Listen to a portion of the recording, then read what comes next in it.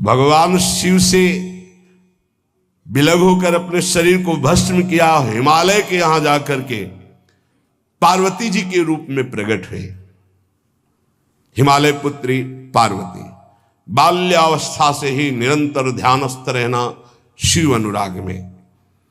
जब किशोर अवस्था हुई, किसी से कोई संभाषण नहीं करती थी माता जी, हर समय भगवान शिव के ध्यान में निमग्न रहना, कठोर तप करना शुरू कर दिया। जो बिल्व पत्र सूख कर गिर जाते थे, माता जी उसको अपने मुख में रख करके पा लेती। एक बिल्व पत्र, अपर्णा, शरीर सूखने लगा। माता जी का नाम अपर्णा। भारी तपस्या।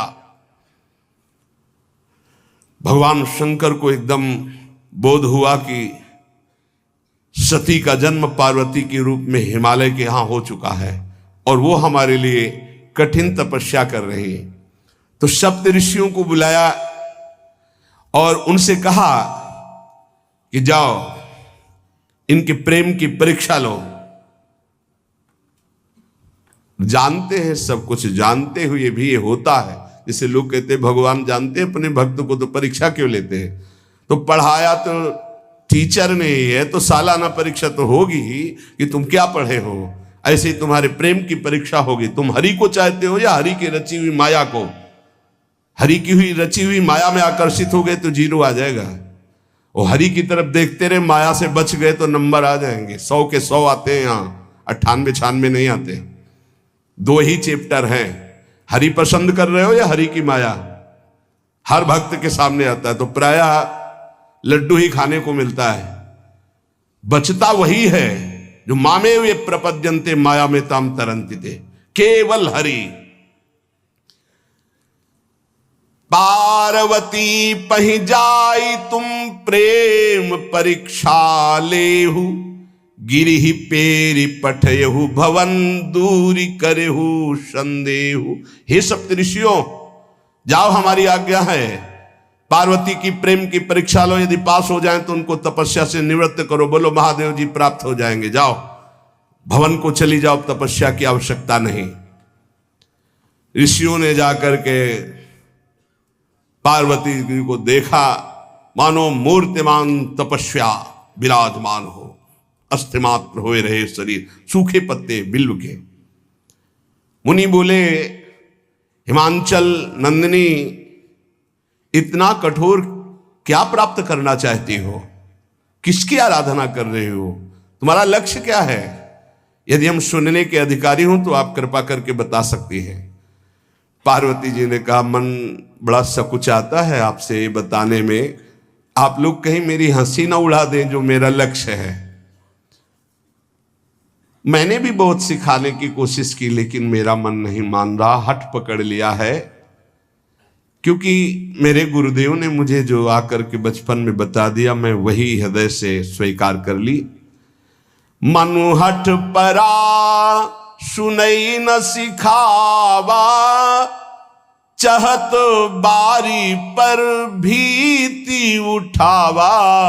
नारद कहा सत्य सोई जाना, बिनु पंखन हम चाहि उड़ाना।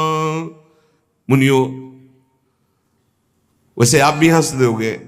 ऐसा लगता है जैसे हम भारी प्रबल धारा में बालू का बांध बनाना चाहती हैं। कहां भगवान शिव और कहां मैं? मेरे गुरुदेव नारद ने बचपन में आकर के कहा, तुम्हारे पति देवाधिदेव महादेव होंगे। बस मैं तब से अपने पति की प्राप्ति की आराधना कर रही हूं। पता नहीं आप मेरी बात सुनकर हंसेंगे कि मानो बिना पंख के मैं आकाश को छूना चाहती हूं। ऋषि हंस पड़े और कहा, बात तो सही है, पर्वत से उत्पन्न हुई हो तो इसलिए तुम्हारी बुद्धि भी हमें लगता है जड़ ही है। नारद के उपदेश से आज तक किसी का घर बसा है? नारद के उपदेश से किसी का घर बसा है? अरे जिस जिसका उपदेश किया उसको बैरागी बना दिया, गृहस्थी तो बनाया नहीं। नारद उपदेश सुनकर किसी का घर बसा हो ऐसा तक प्रमाण नहीं है। देखो, दक्ष के पुत्रों को उपदेश किया, 10,000 एक को 1,000 एक, लौट कर नहीं आए, सब बैरागी बन गए। चित्रकेतु को उपदेश किया, घर चौपट हो गया। प्रहलाद जी को उपदेश किया, पूरा हिरण्यकश्यप का नाश हो गया। नारद सिख जे सुनहि नर नारी, अवसि होई तजी भवनु भिखारी। तुम्हारे गुरु नारद जी की जो सीख सुना बर्बाद हो गया, बाबा जी बन गया, भजनानंदी बन गया। वैसे हम बताएं, नारद जी हैं बड़े कपटी, ऊपर से साधु का चिन्ह है, अंदर से कपट। क्या कपट? उसके संसार का नाश कर देते हैं, भगवान से जोड़ देते हैं। मुझे नारद जी की बात कम समझ में आती है। ये उल्टा बोल रहे ऋषि परीक्षा के लिए, गुरु निष्ठा हटाने के लिए, समझ रहे हो? पार्वती जी ने कहा बचपन में मेरे गुरुदेव ने बता दिया, वही मैं। नारद जी की बात आज तक घर किसका? जो नर नारी नारद की बात सुने भवन त्याग करके भिखारी बन गया, प्रमाण है।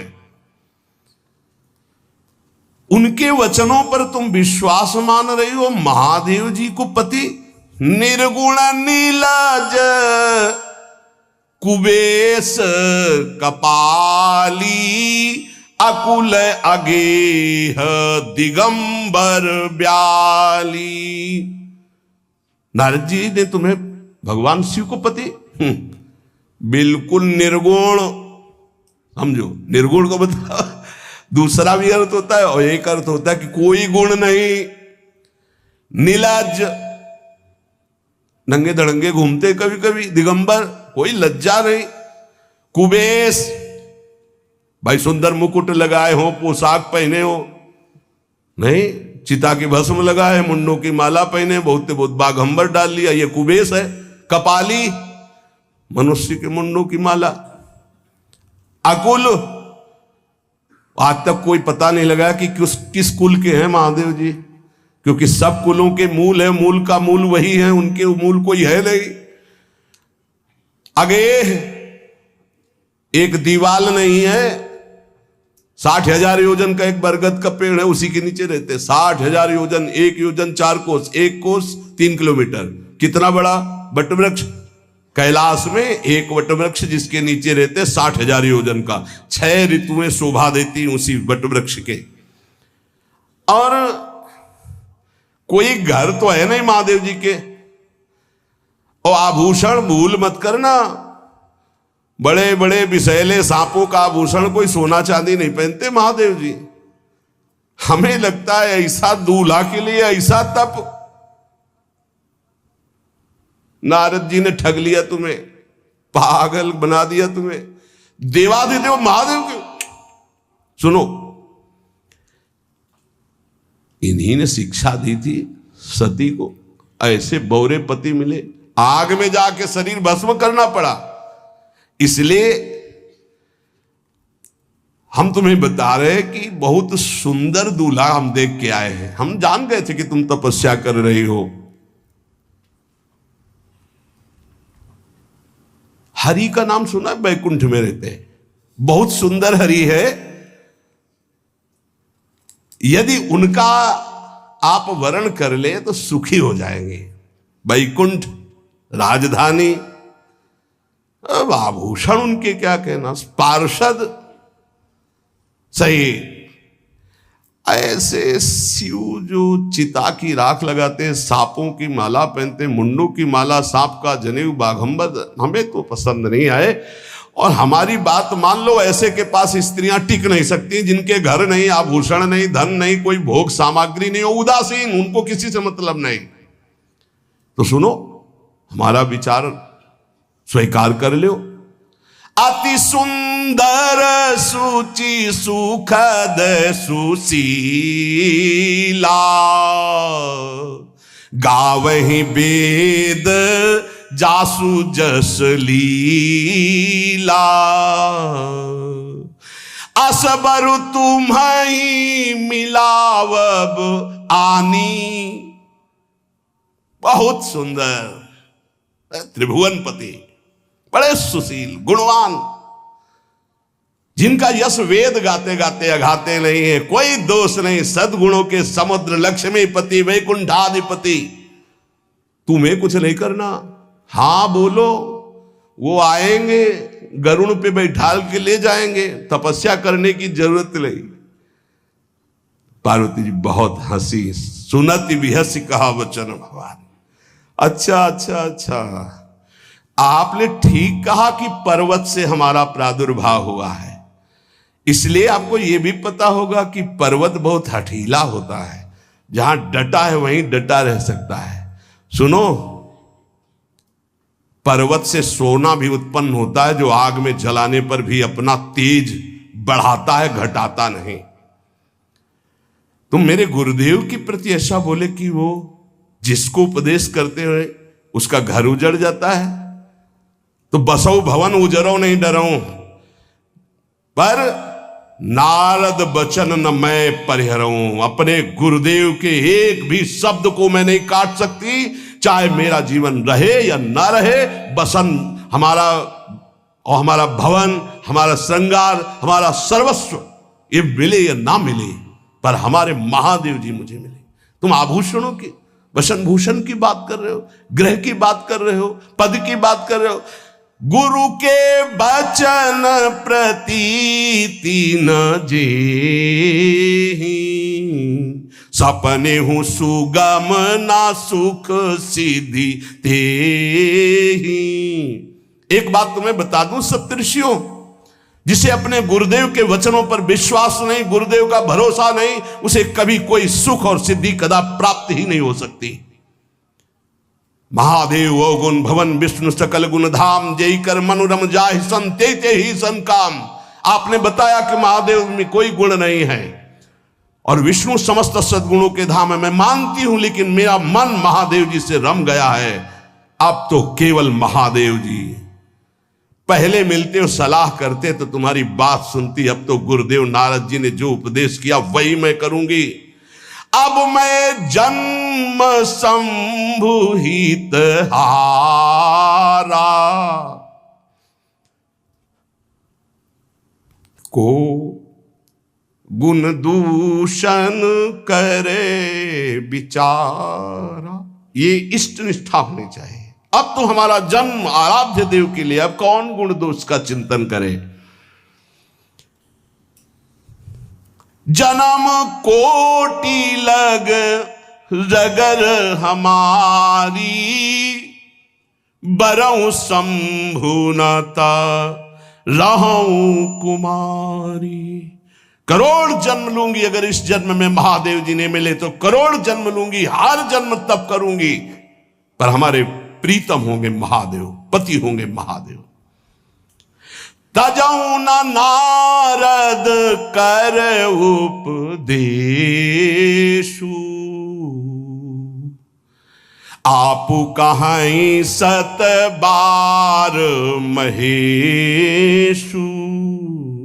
हजार बार आकर के, सैकड़ों बार आकर महादेव जी भी कहें कि अपने गुरुदेव के वचन छोड़ दो, तो मैं अपने गुरुदेव के वचनों का त्याग करने वाली नहीं। आप जा सकते हैं, बहुत जगत में कुंवारी कन्याएं और कुंवारे वर हैं, उनका ब्याह करा दीजिए। मेरी तो केवल एक ही बात रहेगी, हर जन्म महादेव जी के लिए। समस्त सप्तऋषियों ने साष्टांग दंडवत की और कहा, जगदम्बा आप नित्य शिव की अर्धांगिनी, भगवान शिव ने ही मुझे भेजा था आपकी परीक्षा के लिए। जाओ, भगवान शिव सब जान रहे हैं, ब्याह पक्का, अब आपको तप करने की जरूरत नहीं है। तुम माया भगवान शिव, सकल जगत पितुमात, नाई चरण सिर मुनि चले, पुनि पुनि हर्षत गात। प्रणाम करके सप्तऋषि गए, हिमांचल से कहा, सादर अपनी कन्या को लिवा लाओ और ब्याह की तैयारियां शुरू करो। महादेव जी ब्याह के लिए पहले से ही राजी हैं और समस्त देवता ब्रह्मा जी आदि उनके पास जा रहे हैं प्रार्थना करने के लिए। इधर जब पार्वती जी को लेकर हिमालय अपने घर पे आते हैं, तब भगवान विष्णु, समस्त देवता, ब्रह्मा जी कैलाश पहुंचे, जहां भगवान शिव विराजमान थे। सबने स्तवन किया और कहा, प्रभु बहुत दिन से एक लालसा है, सकल सुरन के हृदय शंकर परम उछाहु, निज नैनन देखा चाहे नाथ तुम्हार विवाह। भगवान विष्णु, ब्रह्मा जी, समस्त देवताओं ने कहा, प्रभु हम सबके मन में एक उत्साह है, आप दूल्हा हो, हम सब बराती हो, आपका विवाह देखना चाहते हैं। प्रभु ये उत्सव देख ले तो हमारा जीवन सार्थक हो गया, आप हां बोलो। कामदेव के मद को चूर करने वाले आपको दूल्हा रूप में देखना चाहते हैं हम सब। स्वामी का स्वभाव होता है सेवक को सुख देना। पार्वती जी ने अपार तप किया है आपके लिए, आप उनको अंगीकार कीजिए। भगवान विष्णु ब्रह्मा जी की प्रार्थना सुन करके भगवान शिव जी ने कहा, तथास्तु, ठीक है, ब्याह पक्का। देवताओं ने नगाड़े बजाए, फूलों की वर्षा होने लगी, देवाधिदेव महादेव की जय के नारे कैलाश में गूंजने लगे। सप्तऋषि भगवान शिव के पास आए, कहा, प्रभु बड़ी अनन्य है पार्वती जी आपकी, अखंड प्रेम है। हमने बड़ा छल करके उपदेश किया, लेकिन उन्होंने कहा कि मैं नारद जी का उपदेश नहीं त्याग सकती, करोड़ों जन्म लूंगी और हर जन्म महादेव जी के लिए। भगवान शिव जी की आंतरिक वृत्ति जो पार्वती जी की प्रीति की है उसे कोई नहीं जानता। बहुत विरह में रहे, ऐसा न समझे कि देवाधिदेव महादेव जी परम उदासीन है, नहीं, सती जी के वियोग में बड़ी विचित्र दशा महादेव जी की हुई थी। सप्तऋषि फिर गए पार्वती जी के पास और कहा, भी बीच में घटना घट गई, कामदेव गया था महादेव जी की समाधि को भंग किया, तो महादेव जी ने कामदेव को भस्म कर दिया, तो अब ब्याह का मतलब क्या रह गया। भवानी ने कहा, तो तुम क्या अभी तक भगवान शिव को कामयुक्त देखते थे क्या? क्या तुम समझते हो तुम्हारे जान काम अब जा रहा? अरे अब लग शंभु रहे सभी कारा। तुम्हारी नजर में अभी तक भगवान भिखारी थे और अब काम को भस्म किया है। अरे हमने भगवान शिव की आराधना की, हमरे जानी सदा शिव जोगी, अज अनवद्य अकामो अभोगी। मैंने तो शिव को सदा ही योग संपन्न ब्रह्मबोध देखा है। वचन और कर्म से, मन से मैंने यदि भगवान शिव को अपना स्वामी माना है, योगी, अजन्मा, अनिंद्य, काम रहित, भोगहीन, तो निश्चित मुझे प्राप्त होंगे। भगवान शिव के पास फिर सप्तऋषि गए, बोले, प्रभु गजब की निष्ठा है, केवल आपके प्रति प्रेम है। ब्रह्मा जी ने लगन रची, सप्तऋषियों को बुलाया और कहा, ब्याह दोनों तरफ, ये लड़की पक्ष की लगन, ये वर पक्ष की लगन। ब्याह तय हो गया, दिन नक्षत्र घड़ी, नगाड़े बजने लगे, देवताओं के लिए सुमन वृष्टि हुई। ब्रह्मा जी ने सबको बुलाया, हिमालय ने सबको निमंत्रण दिया, बड़े बड़े पर्वत भेंट लेके आ रहे हैं, बड़े बड़े रसनिधि समुद्र भेंट लेकर के आ रहे हैं। वहां भोजन पान के लिए हिमालय के पास कोई कमी थोड़ी थी, रस की नदियां बह रही थी, विविध प्रकार के रस, विविध प्रकार के फल, विविध प्रकार के भोग वहां सब व्यवस्थित किए जा रहे हैं। ब्रह्मा जी ने कहा, देखो सबसे पहले नारायण की समाज रहेगी, दूल्हे की नहीं रहेगी, नहीं तो गाली ही पड़ेगी। हिमालय के यहां प्रवेश पाने के लिए बरातियों में सबसे पहले नारायण, फिर देवराज इंद्र का परिकर, वायु देवता, अग्नि देवता, सबसे पीछे दूल्हा की बारात। बात तय हो गई। ऐसे ऐसे सब लगे संवारन सकल सुर, वाहन विविध विमान, हो ही सगुन मंगल सुबद, करही अप्सरा गान। सब अपने अपने वैभव संपन्न सब तैयार हो रहे हैं। बोले महाराज दूल्हे को तैयार किया जाए। शिव ही शंभुगन करही सिंगारा, जटा मुकुट अहि मोर संवारा, कुंडल कंकन पहिरे ब्याला, तन विभूति पट के हरि छाला, शशि ललाट सुंदर सिर गंगा, नयन तीन उपवीत भुजंगा, गरल कंठ उर नर सिर माला, अशिव वेश शिव धाम कृपाला, कर त्रिशूल अरु डमरु बिराजा, चले बसा चढ़ी बाजही बाजा, देखी शिवहि सुरत्रिय मुस्काही, बरलायक दुल्हनी जग नाही। दूल्हे की तैयारी हो रही भाई, चिता की भस्म, चिता की भस्म, जैसे पाउडर ले गए पहले चिता की भस्म लगाई गई, अब जटाएं बांधी गई। जटा से त्रिभुवन का विनाश जब करना होता, जटा खोलकर जब तांडव करते तो कोई नहीं बचता। जटा कटा संभ्रमम भ्रमण निलंप निर्झरी, बिलोलवी चिवल्लरी विराजमान मूर्धनि, धगत धगत धगत जो ललाट पट्ट पावके। तीसरा नेत्र मानव विश्व का विनाश करने के लिए उसे पटबंद किए हुए विशाल जटाएं। जटा का तो मुकुट सवाल आ गया, अब जटा बंधे का ऐसे सांप, ये मुकुट सांप, और कुंडल करिया और भूरी भी थी। हाँ, सोने चांदी के लिए डंक मार दे तो बेहोश हो जाओ ऐसे। पहिरे ब्याला, बाजूबंद छोटे फड़ वाले, है कोई पनिहा कोई दुमहा ऐसे, और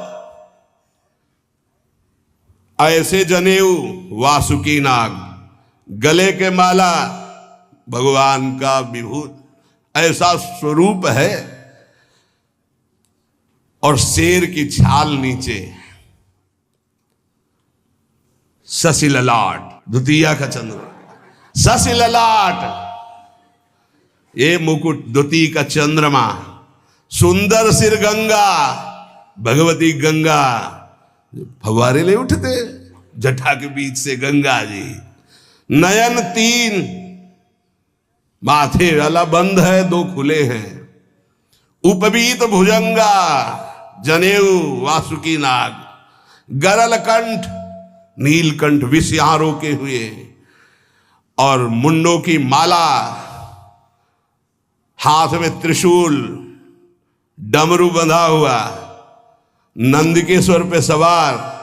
बोले ऐसे दूल्हा के लिए दुल्हन तो त्रिभुवन में नहीं मिलेगी, ऐसा दूल्हा दुल्हन का मिलेगी।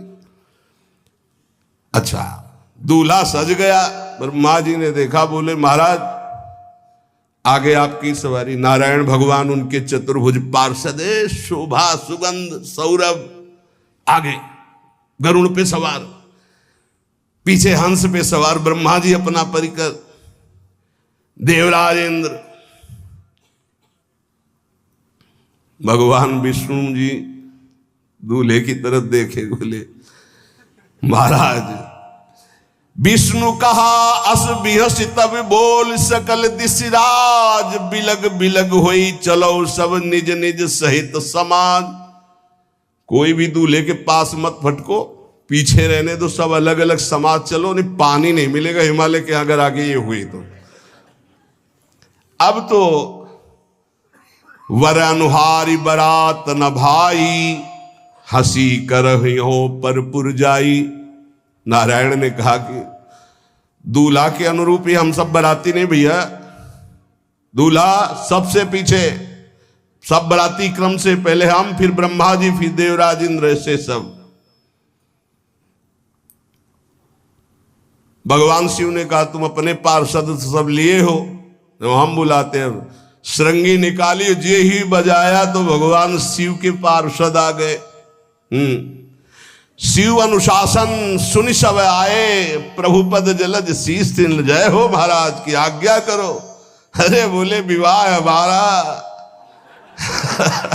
बहुत दिलों से आओ।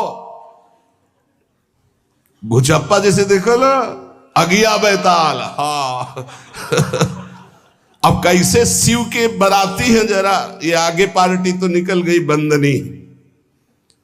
ये जो भगवान शिव ने बुलाया बरातियों को, अपने साथियों को मुखहीन विपुल मुख काहू, बिनु पद कर को बहुपद बाहू, विपुल नयन को नयन विहीना, रिष्ट पुष्ट को अति तन खीना। किसी के एक को मुख नहीं, केवल मांस ही का पिंड है, और किसी के पूरे शरीर में मुख ही मुख है। किसी के एक भी हाथ पैर नहीं है, लुढ़कता चल रहा है, और किसी के बहुत से हाथ पैर हैं। किसी के नेत्र नहीं है, किसी के बहुत नेत्र हैं, बड़ा विचित्र। किसी के हड्डी हड्डी है तो कोई बहुत मोटा है, कोई बहुत पतला है। तनखीन को अति पीन, पावन को अपावन, गति धरे भूषण कराल, कपाल कर सब सद्य सोनित तन भरे। खरस्वान सुमर सुकाल, मुख गन भेष अगणित को गने, बहुजिनस प्रेत पिशाच जोगी, जमात बरनत नहीं बने। पिशाचिनी खून लपेटे नाच रहे, भगवान शिव का विवाह। और भूत और किसी के सुअर के मुंह, किसी के कुत्ता के मुंह, किसी के गधा के मुंह, बड़ा विचित्र भेष भगवान के शिव के पास। नाचहि गावें गीत, कौन अप्सरा गंधर्व नहीं, परम तरंगी भूत हो, ऐसे बच रहा है। ये गान हो रहा है, हड्डी हड्डी है भूत की, भगवान शिव के सामने नाच रहा है, गा रहा है। कैसा शोभा होगी, खून लपेटे पिशाचिनी, अगिया बैताल, रोड लाइट अगिया बैताल, भगवान शिव की बारात। भूत प्रेत बड़े मौजियल, स्वामी का विवाह हो रहा है, खूब छिलक कर नाच रहे, देख ले तो मूर्छा आ जाए। अब बनी है बारात, तो जस दूल्हा तस बनी बराता। बाजा कौन बाज रहे हैं? कोई गाल बजा रहा है, कोई मुंह बजा रहा है, वो बैंड थोड़ी बज रहे, कोई चीख रहा है। तो जैसे अलग अलग नहीं, तुरही बज रही, ये बज, वहां कोई बाजे नहीं, सब भूत है, भूत प्रेत पिशाचिनी, ऐसे स्वर निकल रहे हैं। अब भगवान शिव चले नंदिके पर सवार होकर, जस दूल्हा तस बनी बराता। हिमालय बड़े उत्सव में है, देवाधिदेव महादेव जी की महिमा हिमालय की पत्नी से नारद जी ने सब सुना रखी है। अब तो जितने भी सुंदर सुंदर सब पदार्थ, सब व्यवस्थाएं, सब किए, हाथ जोड़े खड़े हैं। जगदम्बा जहां विराजमान है, वहां सिद्धियों की कौन सी कमी है। ये हुआ कि जय हो बारात पधार रही है, सामवेद का गान करते हुए गरुड़ पर विराजमान भगवान नारायण। सब हिमालय वासी ओहो धन्य है, धन्य, यही दूल्हा है, बाराती है। तो दूल्हा तो भी बहुत है, सुंदर होंगे, सब देख के लुभायमान हो गए, नारायण परिकर सब। पीछे देखा हंस पर सवार भगवान ब्रह्मा जी, चतुर्मुख, वेद सब। दूल्हा पीछे, गांव के नगर के लोग है ना, ये दूल्हा नहीं, सयाने लोग कहते हैं दूल्हा। दूल्हा तो ये तो ब्रह्मा जी है, देवराज इंद्र, ये दूल्हा नहीं नहीं नहीं, ये दूल्हा नहीं, ये दूल्हे की बाराती है। वो गजब, इतने सुंदर दूल्हे के बाराती, तो दूल्हा तो फिर बहुत हृदय में आनंद है, उत्साह है। नगर की बालक बालिकाओं नववधुओं को ऐसे देख रहे, दूल्हा कौन है ऊपर से चले। जब सब निकल गए तो बहुत हृदय में आनंद था कि अब दूल्हा के दर्शन होंगे। जोई दूल्हा की पार्टी आई, शिव समाज जब देखन लागे, भीतरी चले बाहन सब, जितने अगवाली कर ले आए थे धोती संभाल के जान बचा के भागे। जो बड़े बूढ़े थे, जो महिमा सुने थे, वो धरी धीरज ताहा रहे सयाने, बड़ी हिम्मत करके रुके कि शिव हैं। लेकिन जो नौजवान बालिकाएं, बूढ़ी नौबहुएं, ये को वहां मंगलाचार में नहीं टिकी, सब अगवानी पे भाग पड़ी। धीरज धर करके बालक घर में पहुंचते, जवान पहुंचते, बहुएं, क्या बात है, तुम लोग भयभीत क्यों हो गए, कोई घटना घटी क्या ब्याह में? कहीं काह कही जाई न बाता, ये जमकर धार की धो बरियाता। बारात है, यमराज की पूरी सेना आ गई है। भैया दूल्हा देखा कैसा, बोले बरु बौराह बस असवारा, ब्याल कपाल विभूषण छारा। देखा है दूल्हा, बरु बौराह, बावरा है। क्यों? बैल पे सवार है, सांप की माला पहने, भस्म चिता की लगाए, मुंडों की माला है। अरे पूछो मत, ऐसा दूल्हा। दूल्हे के शरीर तन छार ब्याल कपाल भूषण नगन जटिल भयंकरा, संगभूत प्रेत पिशाच जोगिल बिकट मुख रजनी चरा। जी के लौट के बता रहे, भाग्य मनाओ जो जियत रहा है बारात देखत, पुण्य बढ़ते ही कर सही। जिंदा लौट आए बड़े पुण्य समझो, जो बारात देख ले और जिंदा रह जाए, बड़े भाग्य तिनके। देखी सो उमा विवाह घर घर बात सब लड़कन, सबने कहा कि अगर दूल्हा को बाराती को देख के जिंदा रह जाए तो विवाह देख पावेगा, मतलब जिंदा नहीं रहेगा। जो बड़े बुजुर्ग थे वो समझा रहे, देखो भगवान शिव हैं, ये उनकी समाज है, सबको वास दिलाया गया। अब आरती करने के लिए, सुमंगल गाने के लिए नवीन नवीन स्त्रियां पार्वती जी की माता के साथ आ रही हैं। मैना सोने की थाल है, बड़ा आनंद है दूल्हा का प्रथम दर्शन। और आरती लेके जे भी देखा दूल्हा को, यही दूल्हा है। हां, भारी रोष पैदा हुआ कि नारद जी ने बर्बाद कर दिया हमारा घर, हमारी बिटिया सूखे पत्ते खा के इसके लिए भजन करती रही। मैना जी ने पीछे मुड़ के देखा, एक भी नहीं स्त्री थी, अकेले थाली लिए खड़ी थी। लौट के आई, उन्होंने कहा कि सब भाग्यों पड़ी। बोले प्राण बचाए, ऐसे ऐसे करिया फुसकार रहे थे। कोई थाली पटक दी, आरती की गई, पार्वती जी को गोद में बैठाला और रोने लगी। बिटिया ऐसे के लिए भजन किए हो, ऐसे के लिए तपस्या किए हो?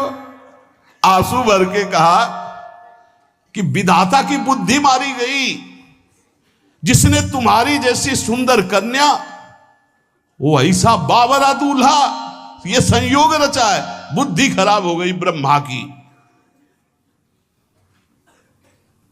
कसकीन बरु बौराह विधि जय तुम्हें सुंदरता, त्रिपुर सुंदरी भगवती पार्वती जी। अरे जो फल लगना चाहिए कल्पतरु में वो बमूर में लग रहा है। ये आज वही दिल उत्सव, ब्याह का उत्सव भगवान शिव। अच्छा तो मेरा निर्णय सुन लिया जाए मैना जी का, अगर मेरी बात नहीं मानी गई तो हिमालय के शिखर से अपनी बेटी को लेके गिर के आत्महत्या कर लूंगी, ब्याह नहीं होने दूंगी, फाइनल। तुम सहित गिरते गिरो पावक जरो, आग में जल जाऊंगी अपनी बेटी को लेके, समुद्र में डूब जाऊंगी, लेकिन ऐसे बोरे बोरा जो ये बर है इसके साथ ब्याह नहीं होने दूंगी, पक्का। सब रोने लगी मैना जी का आदेश सुनकर। मैना जी कहती हाय मैंने नारद जी का क्या बिगाड़ा था, नारद कर में काह बिगाड़ा, भवन मोर जिन बसत उजारा। कितना बढ़िया सब चल रहा था, बेटी को उपदेश किया कि वर तुम्हारे शिव देवाधिदेव महादेव, बर्बाद कर दिया सब। ऐसा दूल्हा, सच्ची मैं ठगी गई नारद जी के द्वारा, पर अब अपना घर बर्बाद नहीं होने दूंगी। क्या जाने नारद जी बेटी का प्रेम क्या होता है, बांझ कभी प्रसव की पीड़ा जानती है, क्या जाने बाबा जी है हमारी बेटी हो ऐसा दूल्हा। जब देखा कि मां बहुत गुरुदेव को उल्टा सीधा बोल रही है तो उन्होंने कहा माता विचार पूर्वक, जननी ही बिकल बिलो की भवानी, बोली जुत विवेक मृदुबानी। मां विचार पूर्वक, तुम क्यों ऐसा आलाप कर रही हो, अगर मेरे भाग्य में ऐसा पति लिखा है तो तुम टाल नहीं सकती। कर्म लिखा जो बाउर नाहू, तो कत दोष लगाई काहू। तुम सन मिटे की विधि के अंका, व्यर्थ लेहु जनि मातु कलंका। मां मेरे भाग्य में ऐसा ही लिखा है, आप व्यर्थ में क्यों रो रही। जब पार्वती जी की ऐसी करुण बात सुनी तो सब स्त्रियां रोने लगी, विधाता को दोष लगा रही।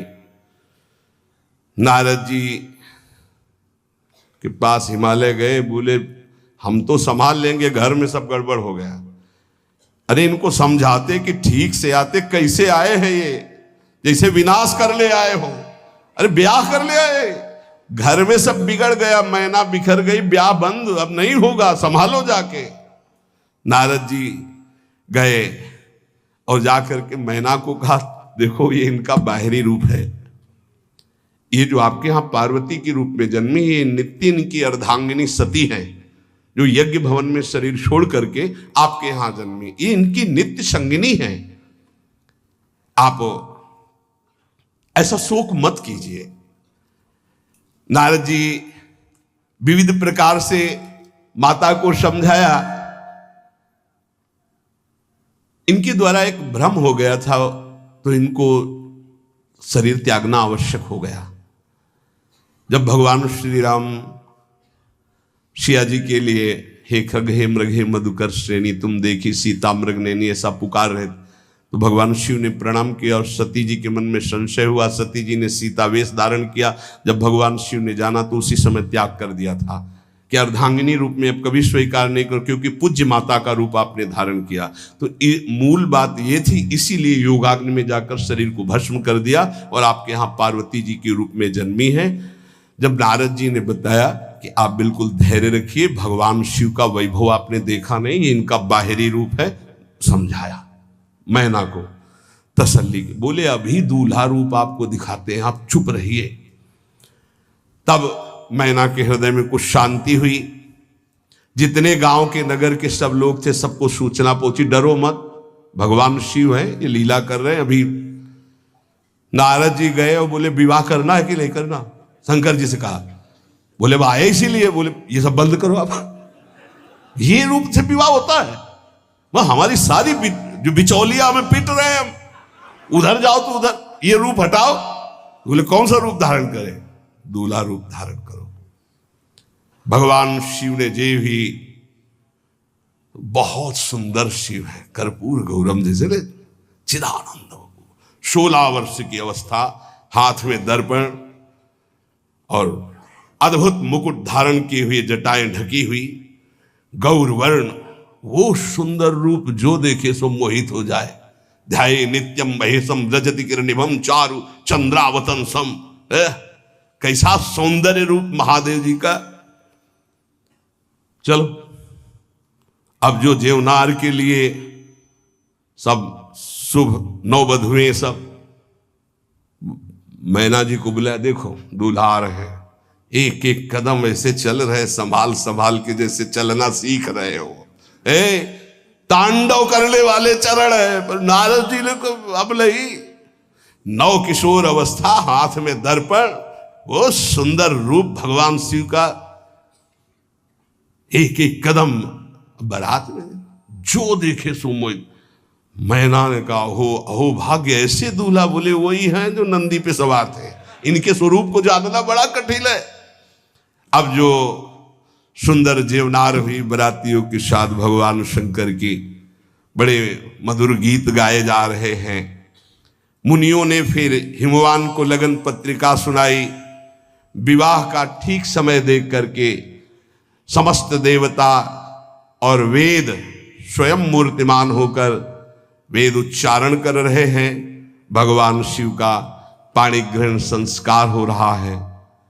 पार्वती जी जब श्रृंगार करके सभा में आई ब्याह मंडप पे, तो कोई ऐसा नहीं था जो देखकर मोहित ना हो गया हो। त्रिपुर सुंदरी अम्बा है, लेकिन सब ने उनके श्री चरणों में सर झुकाया, क्योंकि जगदात्मा महेश पुरारी जगदम्बिका जानि भव भामा सुरन मनन मन कीन प्रणाम। ऐसा सुंदर रूप अम्बा जी का त्रिपुर सुंदरी है। जब वो दुल्हन रूप में पधारी, कोई भी ऐसा नहीं था जो एक बार देखकर मोहित न हो, पर सब श्री चरणों में, क्योंकि जगदम्बिका है, भगवान शिव की आद्या शक्ति है। सुंदरता मर्जाद भवानी जाय न कोटि बदन बखानी। करोड़ों मुखों से यदि वर्णन हो तो इस समय जो पार्वती जी का सुंदर रूप है, नव किशोरी और दुल्हन रूप,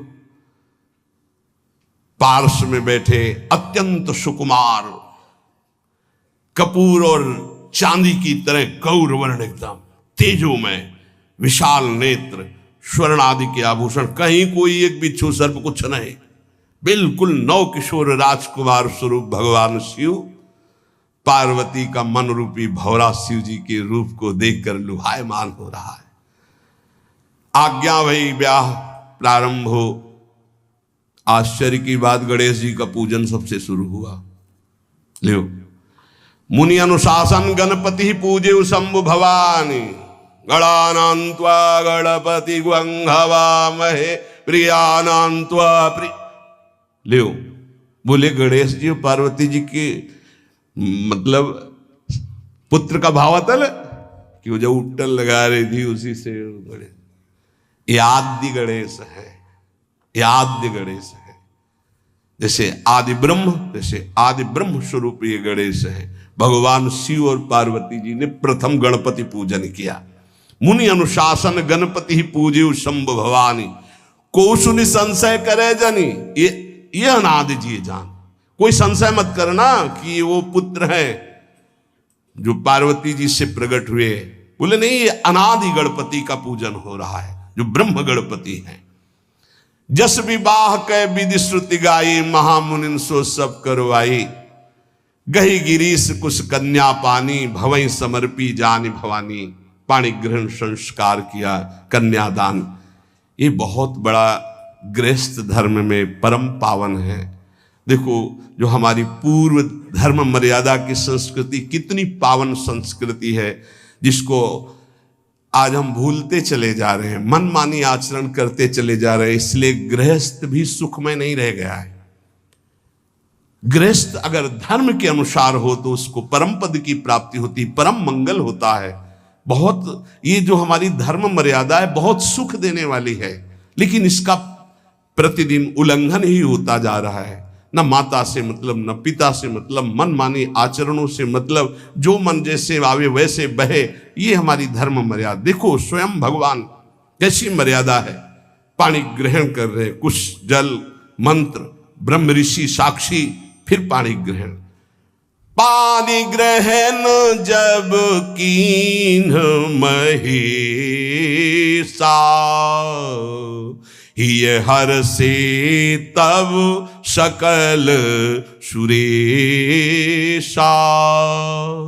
वेद मंत्र मुनिबर उच्चरहि, जय जय जय शंकर सुर करहि। बाजहि बाजन विविध विधाना,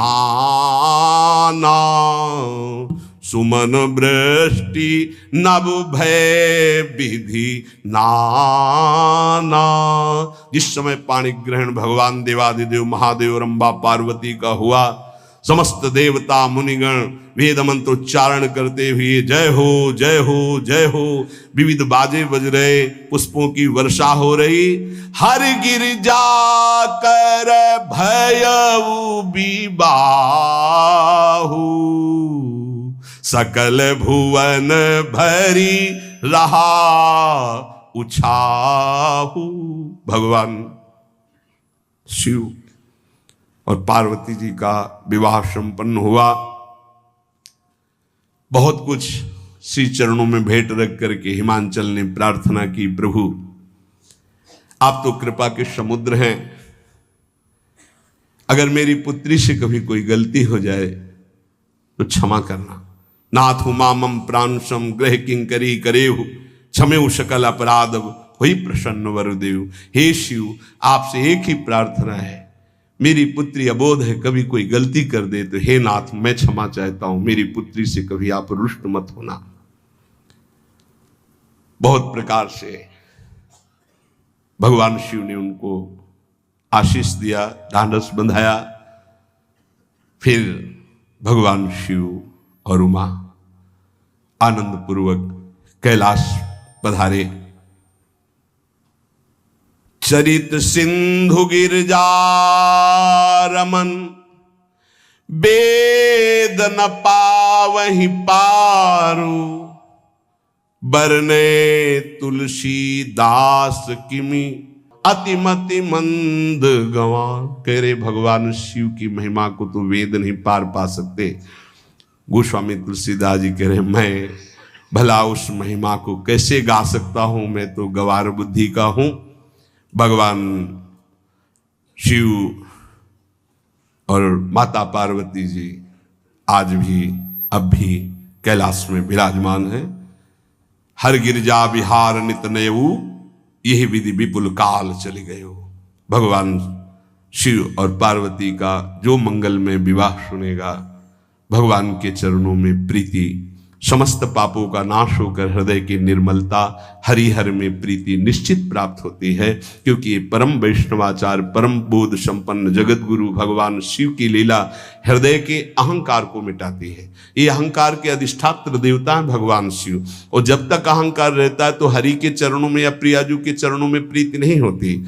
सुनहु राम कर सहज स्वभाव, जन अभिमान न राखे काहू। तो भगवान शिव जिस पर कृपा करते तो अहंकार का अपहरण कर लेते हैं और दैन्य भरी भक्ति हरि के चरणों में हो जाती है। इसीलिए भगवान श्री राम अपनी अयोध्या वासियों से हाथ जोड़कर कहा, और एक गुप्त मत सबई कहां कर जोरी, शंकर भजन बिना नर भगति न पावे मोरी। भगवान शिव और पार्वती का ब्याह संपन्न हुआ, आज भी कैलाश में नित्य विहार करते हुए विराजमान है। ऐसे उनके चरणों को प्रणाम करके अपने आराध्य देव के चरणों में प्रीति मांगते हैं।